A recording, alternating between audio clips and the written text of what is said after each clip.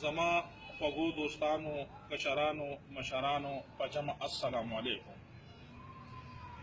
بخښنه غواړم، زه یو شارټکټ یو ویډیو جوړوم چې زه اول سعودي عرب کې وم چې کله پاکستان ته رالم نو ما یو کال په پاکستان کې تیر کو، خو ما ته دا علم نو چې آیا پاکستان کې کار چا زیات کړی دی. زه په غلطه وم، بخښنه غواړم. ولې ما په دې خپلو سترګو باندې هر څه ما ولیدلو چې عمران خان کار نه دی کړی. ټول کار چې کوم دی دا حیدر خان کړی دی، هغه کړی دی او ایوان کار یې کړی دی او د نر بچی دی. ځکه چې ما ته خو میسجونه راتلل، ما لیدل کتل نه چې زما څونه پرېند دي خفه کېږی ما. زه هغه سړي ملګری ما چې کم سړی غدار یې، زه د هغه ملګری نه یم.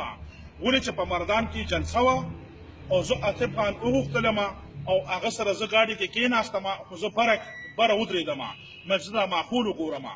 دوه ګاډي ویګو وه او هغه یو کې کېناسته او زه بل کې کېناستم.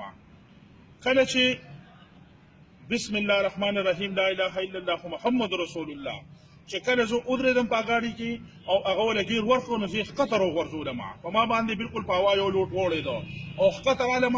د پی ټي آی یو ګاډي نه دی ولاړو، یو ګاډي نه دی ولاړو او ما ته هغه ورځ ما ته رایاده شو چې ما ویل بس ته نن ډلې مړ شوې. هغه ورځ ما ته رایاده شوله. نو زه بخښنه غواړم، څومره چې زما الپرین دي زه په غلطه وم. نن زه صحیح یم چې زه ودرېدم، حیدر خان سره ودرېدم، لاټین سره زه ودرېدم.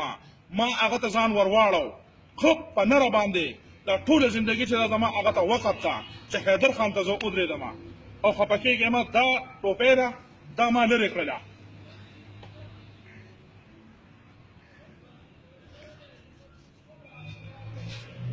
دا ما په سر کړله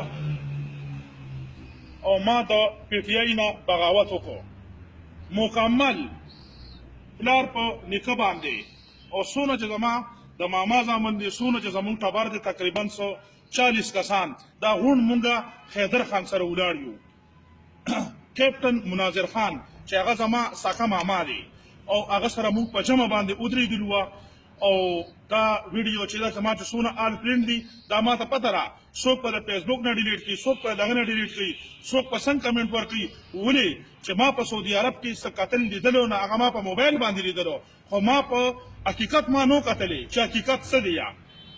راشه زما دی په خدای قسم چې دلته کې په بالاغړی کې مردان زمونږ ذله ده چې په مردان کې کوڅه په کوڅه باندې هغه د دنیا کار وکړو، د جیبې پیسې لګولې دي. عمران خان زمونږ تپوس نه کوي، زمونږ خواله نه دی راغلی.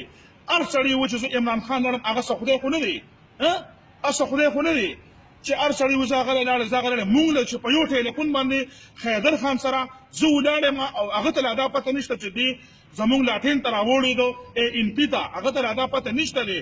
او ما ودرېنګ وکړو چې راله نمبر راکړو چې هو دا نمبر والو میله یې کړو، میله وچو ورسره او هغه سره زه برای راست میلو شوم.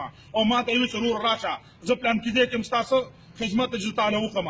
چې هغه دا خبره وکړله एकदम ما ټوپۍ د پی ټي آی وغورځوله.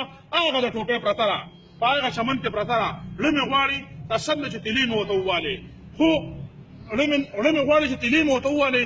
دا لاس موسم د پټرول څښا دی، د پټرول څښا دی، پټرول مې پیچولی دي، خو تیلي ورته نه وامه، تیلي ورته نه وامه. ان پي زنده باد. چې زما څونه آل پریم دي خو په دې خفه کېږي او په دې خوشحالېږي. نو زه حیدر خان سره ودرېدم.